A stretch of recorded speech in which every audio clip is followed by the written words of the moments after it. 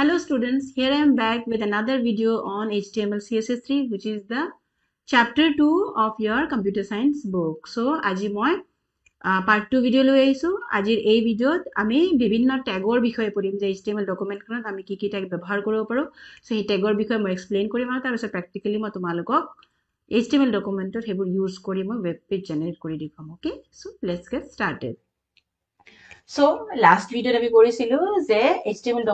document এখনত আমি আৰম্ভণি কি ট্যাগ ইউজ কৰো HTML ট্যাগ তাৰ পিছত আমি হেড ট্যাগ ইউজ কৰো তাৰ পিছত টাইটেল ট্যাগটো ইউজ কৰো টাইটেল ট্যাগৰ সহায়ত আমি ওয়েব পেজত টাইটেল দিব পাৰো তাৰ পিছত টাইটেল ট্যাগ আমি ক্লোজ কৰো আৰু হেড ট্যাগটো ক্লোজ কৰো so after closing the head ট্যাগটো ক্লোজ কৰাৰ পিছত আমি বডি ট্যাগটো স্টাৰ্ট কৰো সো আজিৰ ভিডিওত আমি বডি ট্যাগৰ পৰা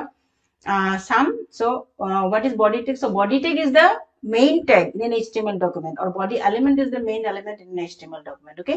so body element মানে কি বুঝাইছে body start tag to বুঝাবো আৰু start tag এর পিছনে আমি যেখানে content place করিম তার পিছনে আমার ending body tag to বুঝাবো. Okay, so these three together form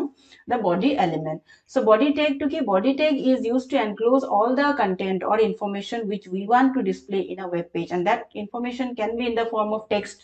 or image or audio or video. Okay, তাহলে body tag সহায়ত আমি web page যি information display কৰিব খুজো main part to display area to so এইখিনি আমি body tag ভিতৰত দিও so এই content বা information to আমাৰ text হ'ব পাৰে অৰ্থাৎ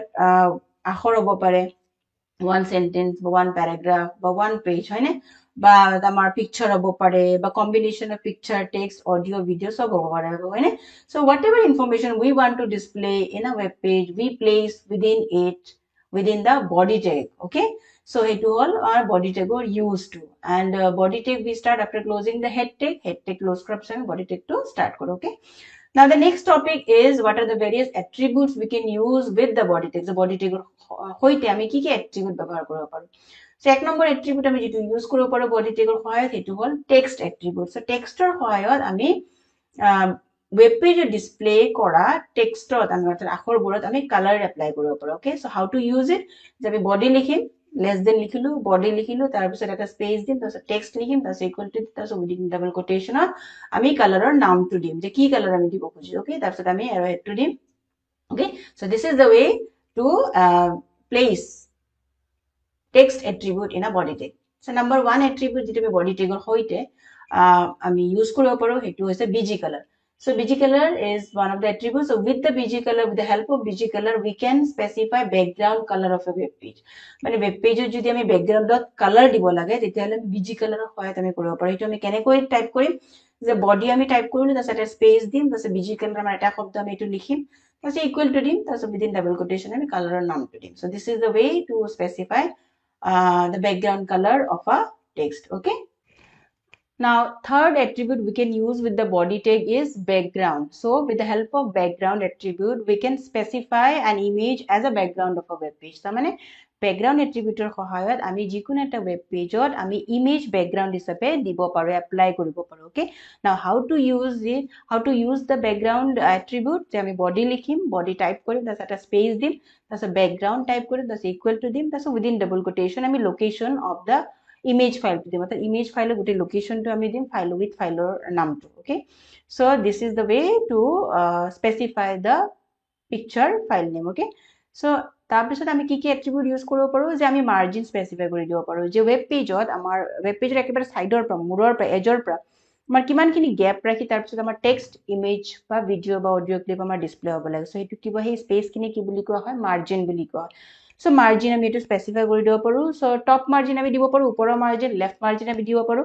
so top margin দি পেলে আমি লিখিম body space top margin দিম তাছ ইকুৱেল টু দিম তাছ উইথ ডাবল কোটেশন আমি ভ্যালু দিম পিক্সেলত. ওকে, তাছ আমি left margin দিম so তেনেকৈ আমি left margin দিম ইকুৱেল টু দিম তাছ ভ্যালু দিম পিক্সেলত. so এই দুটা এট্ৰিবিউটস ইউজ কৰি পেলে আমি top margin left margin আমি দিব পাৰো যিকোনো এটা ওয়েব পেজত. Okay, now the next tag which we can use in an HTML document is heading tag. The heading tag is used to apply heading to the web page. মানে heading tag or সহায়ত আমি heading বোৰ দিব পাৰো যেনেকৈ এটা টপিকৰ ওপৰত যদি আমি লিখো তাৰে আমি টাইটেলটো লিখিব লাগিল so টাইটেলটো আমি জেনাৰেলি তলৰ টেক্সটত কি আমি কি দিও ডাঙৰ সাইজত ডিসপ্লে কৰো হয়নে so তেনেকুৱা ক্ষেত্ৰত এই টাইটেলটোৰ কাৰণে আমি heading tag ব্যৱহাৰ কৰিব পাৰো. So how many levels of headings are there in HTML? So in HTML there are 6 levels of heading. There are 6টা level আমি পাও H1, H2, H3, H4, H5, H6. H1 is the highest or the largest level of heading, and H6 is the smallest level of heading. মানে H1 to আটাইতকৈ ডাঙৰ সাইজৰ heading আৰু H6 to আটাইতকৈ সৰু সাইজৰ heading. Okay, so আটাইতকৈ ডাঙৰ size যদি লাগে হেডিঙত তেতিয়াহ'লে আমি H1 দিম. এইটো হৈ গ'ল আমাৰ হেডিং টেগ. নেক্সট হৈ গ'ল what attribute we can use with the heading tag. যে হেডিং টেগত আমি কি attribute ইউজ কৰিব পাৰোঁ. যে হেডিং টেগত আমি align attribute ইউজ কৰিব পাৰোঁ. যে হেডিংটো তুমি কোনফালে ৰাখিবা, পেজৰ লেফটত ৰাখিবা নে ৰাইটত ৰাখিবা. ওকে, সো আমি হেডিং লিখিম. সাপোজ H1 যদি মই লওঁ তেতিয়াহ'লে মই লেছ দেন দিলোঁ, H1 দিলোঁ, তাতে এটা স্পেচ দিম, তাৰপিছত এলাইন টাইপ কৰিম, তাৰপিছত ইকুৱেল টু দিম, তাৰপিছত মই লেফট ৰাইট চেণ্টাৰ এই তিনিটা আমি ভেলু ল'ব পাৰোঁ এলাইন এট্ৰিবিউটৰ বাবে. সো মই যদি লেফটত হেডিংটো ৰাখিব খুজিছোঁ তো এলাইন ইকুৱেল টু আমি লেফট টাইপ কৰিম, তাৰপিছত আমি এৰ'হেডটো ক্ল'জ কৰিম. Okay, so this is the way to specify the alignment of a heading. Next attribute যেটো আমি ইউজ কৰিম যে HR tag. HR tag, H in HR tag, HR stands for horizontal rule. অর্থাৎ using HR tag we can draw a horizontal line in a web page. মানে HR tag এর সহায়ত আমি আনুভূমিক দিশত এটা লাইন ড্ৰ কৰিব পাৰো. ওকে, সো হেতু হল HR tag. So HR tag এৰ হয়তো আমি বিভিন্ন attribute ইউজ কৰিব পাৰো, যেনেকে যেনেকে লাইনটোৰ সাইজ আমি স্পেসিফাই কৰিব পাৰো, width, তাৰপিছত আমি কালাৰ দিব পাৰো, তাৰপিছত এলাইন দিব পাৰো. সো এই বিভিন্ন এট্ৰিবিউট আমি HR টেগৰ ভিতৰত আমি ইউজ কৰিব পাৰো. ওকে, সো দ্য সেম ৱে আমি ইউজ কৰিম হেডিং টেগত আৰু বডি টেগৰ ক্ষেত্ৰত মই যেনেকৈ কৈছিলো সেম তেনেকৈ আমি এই এট্ৰিবিউটছবোৰ ব্যৱহাৰ কৰিম HR টেগত. ওকে, সো নেক্সট টপিকটো আছে যে HTML ফৰমেটিং টেগ. যে HTML formatting tags আমাৰ দুই প্ৰকাৰৰ. There are two types of formatting tags used in HTML. That are logical tags or physical tags. So logical tags are those tags which which are used to tell the browser, okay, which are used to tell the browser that the value of the text, whatever text we will place within the logical tags. Through the tag we actually pass the information to the web browser that this text is that importance. Okay, তাৰ মানে logical text মানে সেই টেগৰ নামতে আমি নামৰ সৈতে আমি web ব্ৰাউজাৰক কওঁ যেটো টেক্সটৰ কিমানখিনি ইম্পৰ্টেন্স আৰু বিভিন্ন ৱেব ব্ৰাউজাৰে বিভিন্ন ধৰণে সেই টেক্সটখিনি ডিসপ্লে কৰিব. ওকে, সো সেই টেক্সটবোৰ কোৱা হয় two add the value to the text. By using logical tags we can add the value or we can add importance to the text. Okay, it will logical tag. Logical text for example কোনবোৰ যেনে strong tag, তাৰপিছত EM tag, site tag, code tag. Site tag হয় তোমালোকে এই দুটা strong আৰু EM tag তোমালোকে নিশ্চয় জানা. strong tag লগত আমি bold way আমি text display কৰিব পাৰো. মানে generally most of the browser আমাৰ কি bold তে display কৰে strong tag টো যদি আমি দিও. তাৰ পিছত আমাৰ EM tagৰ ভিতৰত closing আৰু opening, these are all container tags. So EM tagৰ ভিতৰত opening আৰু closing EM tagৰ ভিতৰত যদি যিকোনো text দিয়া তেতিয়াহলে usually কি হয় italic ফৰ্মত ডিসপ্লে হ'ব. তাৰপিছত সাইট টেগ আৰু কোড টেগ. সাইট টেগৰ কথা আমি যদি যিকোনো বুকৰ টাইটেল বা নভেলৰ টাইটেল আমি লিখিব লাগে তেতিয়াহলে আমি সাইট টেগ ইউজ কৰো. তেতিয়া সেই টেগৰ সহায়ত আমি ব্ৰাউজাৰক কওঁ যে okay this is the name of the book or title of the book, মানে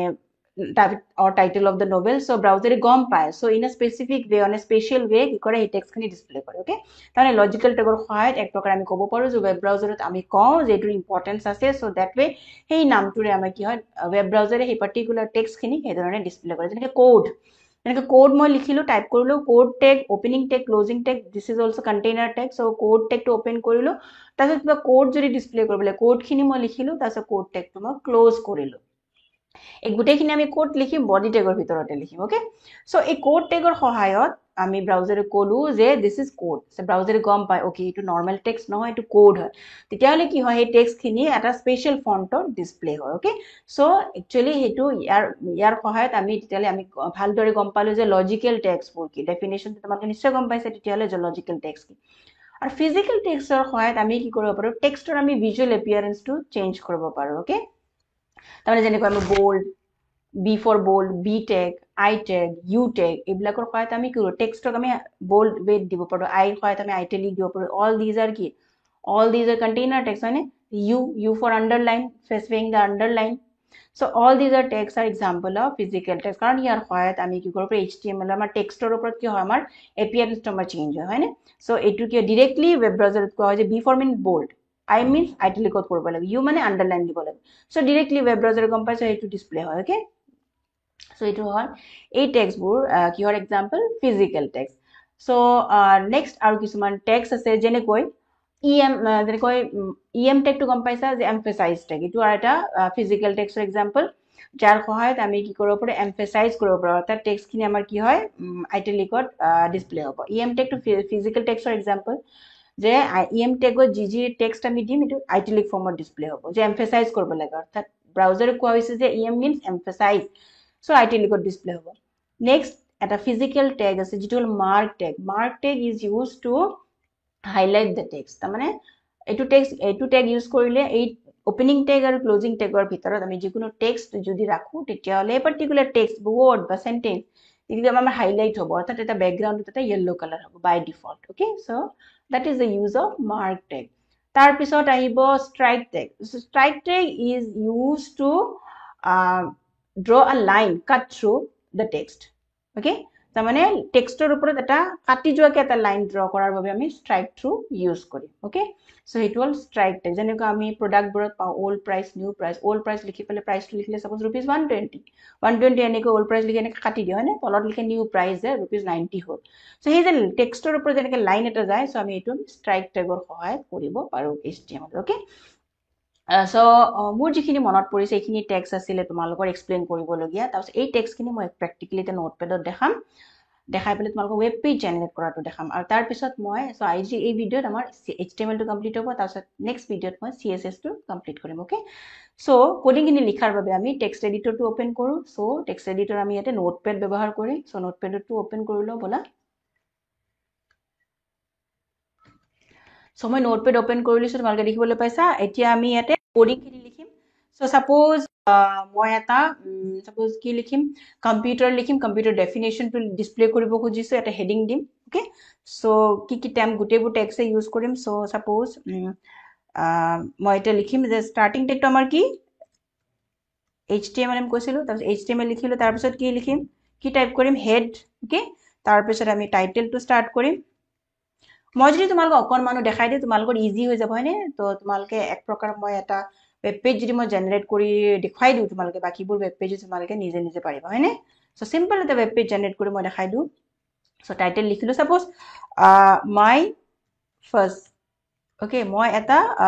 টাইটেল দিছো মাই ফার্স্ট वेब पेज এটু মই টাইটেল দিলো টাইটেলটো ক্লোজ কৰিলো তাৰ পিছত মই কি কৰিম হেড টু ক্লোজ কৰিব লাগিব যেটো টাইটেলৰ পিছৰ হেড তাৰ পিছত মই বডি টেগটো স্টাৰ্ট কৰিম ওকে বডিৰ পিছত মই ব্যাকগ্ৰাউণ্ড কালাৰ দিম সো BG কালাৰ যে কালাৰ স্পেলিংটো সবা COLOR দিবা ইকুৱেল টু দিলো সাপোজ মই বডি কালাৰ yellow দিলো yellow ডাবল কোটেশন দিলো তাৰ পিছত ওকে ব্যাকগ্ৰাউণ্ড কালাৰ দিয়াৰ আগতে মই টেক্সটটো দিলও বা পিছৰো দিব পাৰো সো টেক্সটৰ কালাৰটো সাপোজ মই yellow ব্লু দিছো बैकग्राउंड टू येलो और टेक्स्टर कलर खिनि মই ব্লু দিলো ওকে ডাবল কোটেশনত লিখিলো সো এখিনি দিলো আৰু টপ মাৰ্জিন লেফট মাৰ্জিন মই ভ্যালু স্পেসিফাই কৰি দিলো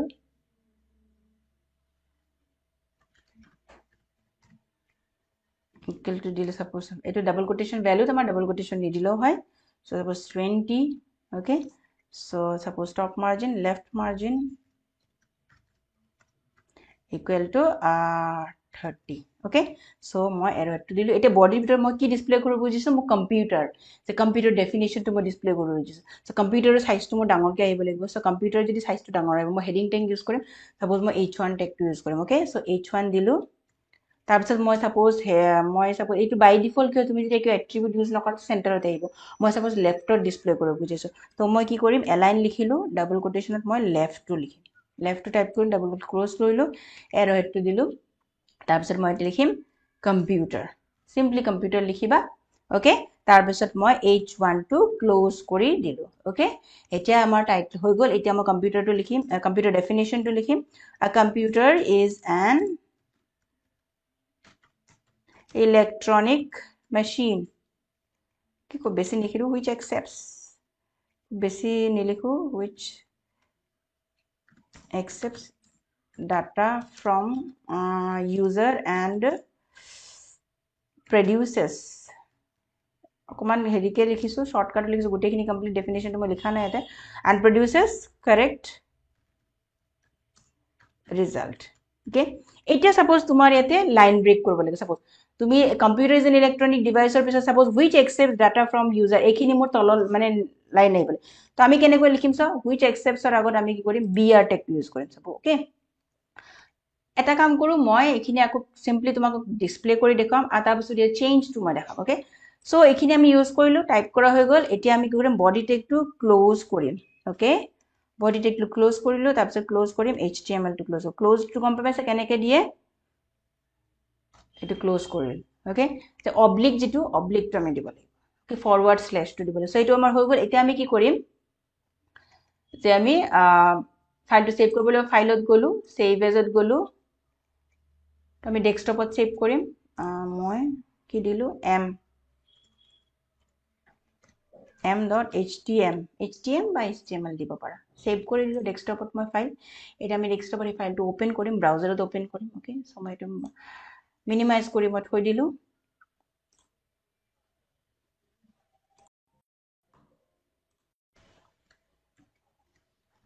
তেসো ডেস্কটপত আহি গলো তেসো ডেস্কটপত মোৰ m আছিল হয়নে m এইটো দেখিছা এইটো দেখিবলৈ পাইছা m সো ইয়াতে যদি মই দুবাৰ ক্লিক কৰো গুগল ক্ৰোম বুলি দিলো তাৰ কোনটো ব্ৰাউজাৰত তুমি ডিসপ্লে কৰিব খুজিছা তুমি সিলেক্ট কৰিব লাগে সো দেখিবলৈ পাইছা ব্যাকগ্ৰাউণ্ড কালাৰটো আমাৰ ইয়েলো হৈছে আৰু আমাৰ টেক্সট কালাৰ দেখিছা মই লেফটত হেডিংটো দিছো আৰু এইখিনি সো এতিয়া আমি চেঞ্জ খিনি কৰিম হয়নে আমি suppose computer is an electronic machine এইখিনি আমি এটা লাইন তাছো হুইচ একসেপ্টস ডাটা হুইচৰ পিছৰখিনি আমাৰ তলৰ লাইনত সব আহি গলে তো br tag to use কৰিম so br tag is used to break the line okay আৰু এটা tag আছে p tag is used to insert a paragraph p tagৰ সহায়ত আমি প্যাৰাগ্ৰাফ এটা আনিব পাৰো আৰু b tagৰ সহায়ত আমি লাইন টু ব্ৰেক কৰিব পাৰো সো এই দুটা tag আমি ইউজ কৰিম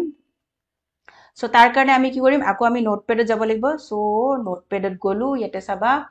মই ইলেক্ট্ৰনিক মেচিনৰ পিছত কি লিখিলো এটা br tag টো কি আমাৰ এমটি tag আমি ক্লোজ নকৰিলেও কাম কৰিব ওকে সো এটো কলো এটা চাবা দেখো নাই এটো স্পেস নিদিলে হ'ব তো মেচিনৰ পিছত চাবা হুইচৰ পিছত যিখিনি আছে গোটেইখিনি আমাৰ কি হ'ব হুইচৰ পৰা গোটেইখিনি আমাৰ তলৰ লাইনত আহিব ওকে তাৰ পিছত তুমি সেভ কৰি দিবা যিখিনি তুমি নতুনকৈ এড কৰা এইখিনি সেভ কৰিবা অল টেবত প্ৰেছ কৰিলে আৰু মই জাস্ট ইয়াতে ৰিফ্ৰেশত ক্লিক কৰিম ইয়াতে সো এটি দেখিবলৈ পাইছা computer is an electronic machine তো হুইচৰ পৰা তলৰ লাইনত আহি গল ওকে তো এতিয়া আমি আৰু কি ইউজ কৰিম যে মই এটা কাম কৰো প্যাৰাগ্ৰাফ মই যদি তোমালোকক দেখুৱাব লাগে ন তেতিয়ালে মই কিছুমান টেক্সট মই লাগিব সো মই টাইপ নকৰাকৈ কপি কৰি দিছো ওকে সো এইখিনি মই কপি কৰি দিলো এতিয়া সাপোজ মোৰ সোৱা এইখিনি মই এতিয়া মই br tag টো উঠাই দিছো এইখিনি গোটেইখিনি এটা কেনেকৈ আহিব এবাৰ চাই লও আমি সো কেনেকৈ আহিব সো দেখিবলৈ পাইছে এনেকৈ আহিছে হয়নে তো সাপোজ এইখিনি টেক্সট এনেকৈ লাগিব আৰু এইখিনি আমাৰ এটা প্যাৰাগ্ৰাফ আহিব লাগে ওকে তো সাপোজ এইখিনি আহিব এইখিনিৰ পৰা প্যাৰাগ্ৰাফ তো জোৰ পৰা তোমাৰ প্যাৰাগ্ৰাফ লাগে তাতে আমি p tag টো ইউজ কৰিম সাপোজ ইয়াতে এই কম্পিউটাৰ ইয়াতে আমাৰ প্যাৰাগ্ৰাফ লাগে সো মই ইয়াতে কি কৰিম p দি দিম হয়নে তাৰ পিছত এইখিনি লৈকে এইবিলাক br যে আহিছে br বিলাক গোটে বহুত মাল্টিপল br আছে এইবিলাক গোটে ৰিমুভ কৰিব লাগিব কাৰণ br খিনি গোটে কপি হৈছে আৰু br আছে সো গোটেইখিনি কাৰণ br খিনিও কপি কৰা হৈ গল সো মাল্টিপল ঠাইত br আহি আছে br tag টো এইখিনি আমি গুছাম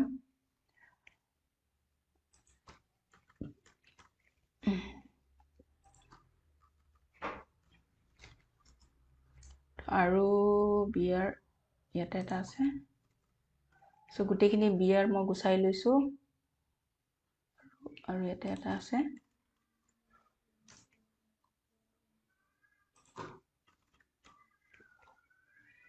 সো এতিয়া চাবা এটা দেখিবলৈ পাইছো br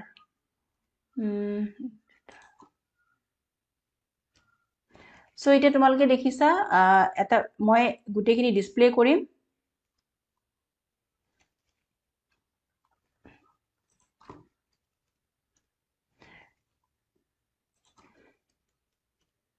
যিয়ে নহওক এটো ডিসপ্লে হ'ব আৰু এইটোৰ পৰা p tag ইউজ কৰিছো আৰু সাপোজ মই এটা লাইন বা দুটা লাইন এইখিনি লৈকে মোৰ কি হ'ব প্যাৰাগ্ৰাফ এটা থাকিব তো প্যাৰাগ্ৰাফ টেগে কি কৰে p যত টেগ স্টাৰ্ট কৰিবা তাৰ আগত এটা ব্ল্যাঙ্ক লাইন ইনসাৰ্ট কৰিব আৰু p tag টো তুমি যত ক্লোজ কৰিছা তাৰ পিছত এটা ব্ল্যাঙ্ক লাইন ইনসাৰ্ট কৰিব তাৰমানে p tagৰ ওপেনিং p tag আৰু ক্লোজিং p tagৰ মাজত তুমি যিখিনি টেক্সট ভৰাবা সেই টেক্সট খিনিৰ আগত এটা ব্ল্যাঙ্ক লাইন থাকিব মানে খালি স্পেচ থাকিব আৰু পিছত থাকিব সো তোমালোকে চাই লবা চেঞ্জ টু চাবা সো আ কম্পিউটাৰৰ পৰা মই কৰিছো কাৰেক্ট ৰিজাল্ট এইখিনি আ কম্পিউটাৰৰ পৰা কাৰেক্ট ৰিজাল্ট খিনি এটা প্যাৰাগ্ৰাফ হ'ব সো মই দেখাই দিছো এটো যে মই ৰিফ্ৰেশ কৰো সো দেখিব পাৰিছা আ কম্পিউটাৰৰ পৰা কাৰেক্ট ৰিজাল্টৰ লগে এইটো এটা প্যাৰাগ্ৰাফ আহিছে হয়নে কাৰণ এটোৰ আগত এটা ব্ল্যাঙ্ক লাইন ইনসাৰ্ট হৈছে এটোৰ আগত এটা ব্ল্যাঙ্ক লাইন ইনসাৰ্ট হৈছে কেনে এটো প্যাৰাগ্ৰাফ হল এটা তোমালোকে কবা এটোৰ কিয় খালি স্পেচ এটোৰ আগত কিয় খালি স্পেচ কাৰণ এটোৰ পিছত নিশ্চয় এটা কি আছিল আমাৰ বিআৰ ট্যাগ আছে কেনে লাইনটো ব্ৰেক হৈ গল ওকে সো এটোৰ কাৰণে অকল এটা ব্ল্যাঙ্ক লাইন ইনসাৰ্ট হৈছে তো বুজি পাইছা আশা কৰিছো তোমালোকে এটোৰ খিনি তলৰ লাইনত গুছি গল আৰু ইয়াতে ব্ল্যাঙ্ক লাইন আহিছে আৰু এটোৰ পিছৰ খিনিও গোটে গুছি গল কিন্তু কি হল মাজত এটা ব্ল্যাঙ্ক লাইন ইনসার্ট কৰিছে অৰ্থাৎ এই তিনি লাইনৰ সহায়ত আমি এটা প্যাৰাগ্ৰাফ জেনাৰেট কৰিছো সো বুজি পাইছা এতিয়া আমি কি ইউজ কৰিম পি ট্যাগ হৈ গল এটা আমি যে বোল্ড কৰিব লাগে সাপোজ এতে ইলেক্ট্ৰনিক বা মেশিন শব্দটো যদি মই বোল্ড কৰিব লাগে তেতিয়া ইয়াৰ আগত আমি বি লিখিম আৰু মেশিনৰ পিছত আমি কি কৰিম বি টু ক্লোজ কৰিম ওকে তাৰ পিছত আমি যদি একেলগে মই বোৰ্ড কেটা দেখাই দিছো আই টু ক্লোজ ওপেন কৰিলো আৰু ইয়াতে আমি কি কৰিম চোৱা বিৰ ভিতৰত আই তো আই টু আগতে ক্লোজ হ'ব তাৰ পিছত বি টু ক্লোজ হ'ব হয়নে সেইখিনি বস্তু তোমালোকে অলপ ফলো কৰিবা চাবা সো হৈ গল তাৰ পিছত যদি আমি লাইনটো আগত মাজে যে আমাৰ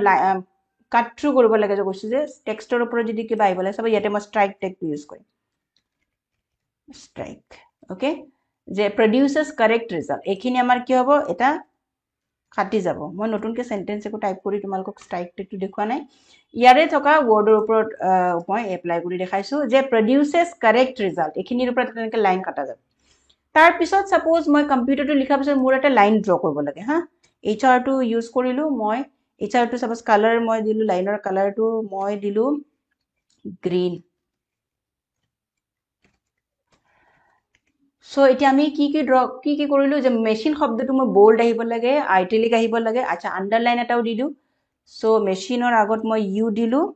আৰু তাৰপিছত আই ক্লোজ হোৱাৰ আগত মই ইউ টু ক্লোজ কৰিম ওকে ইউ টু ক্লোজ কৰিলো ওকে তাৰ মানে ইউটিউব টো ওপেন কৰিছো বিৰ ভিতৰত আইৰ ভিতৰত আকৌ ইউ সেই কাৰণে যেটা আমি ক্লোজ কৰিম তেতিয়া ইউ টু আগতে ক্লোজ কৰিম তাৰপিছত আই টু ক্লোজ কৰিম তাৰপিছত বি টু ক্লোজ কৰিম তো আশা কৰিছো তোমালোকে বুজি পাইছা এই কোডিং খিনি সো মেশিনটো আমাৰ কিবা বোল্ড হ'ব আইটালিক হ'ব এটা আন্ডাৰলাইন আহিব তলত তাৰ পিছত মই দিছো কম্পিউটাৰ শব্দটো এটা ডাঙৰ সাইজটো হ'ব h1 তাৰ কম্পিউটাৰটো ডিসপ্লে হোৱাৰ পিছত হেডিংটো ডিসপ্লে হোৱাৰ পিছত এটা লাইন আহিব তাৰ কালাৰ লাইনৰ কালাৰটো মই গ্ৰীন দিছো তাৰ পিছত প্ৰডিউসেস কাৰেক্ট ৰিজাল্ট বুলি যেটো আছে তলৰ লাইনৰ সেকেন্ড লাষ্ট লাইনটোৰ তিনটা শব্দ এটো আমাৰ লাইনৰ মাজেদি আমাৰ এনেকে টেক্সটৰ ওপৰেদি আমাৰ একটা লাইন যাব তাৰ পিছত এটা শব্দ সাপোজ এটা ইলেক্ট্ৰনিক শব্দটোক মই সাপোজ মাৰ্ক কৰিম ওকে মাৰ্ক কৰিব হেতু আমাৰ কি হ'ব তেতিয়া এই ইলেক্ট্ৰনিক শব্দটোৰ আমাৰ ব্যাকগ্ৰাউন্ড কালাৰ ইয়েলো আহি যাব যদি আমি মাৰ্ক ট্যাগ ইউজ কৰো সো মই এটা ক্লোজ কৰি দিলো ওকে সো এইখিনি মই দেখালো তোমালোক আৰু কি দেখাব লাগিছে ষ্ট্ৰং ট্যাগ ইউজ কৰিব পাৰে এটা ষ্ট্ৰং ট্যাগ ইউজ কৰিছো আৰু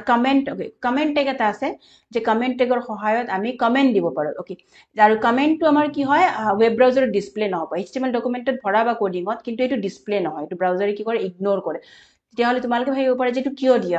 দিয়া হয় কাৰণ সাপোজ কোনবা এটা ইউজাৰে যদি দীঘল এটা কোডিং লিখিছে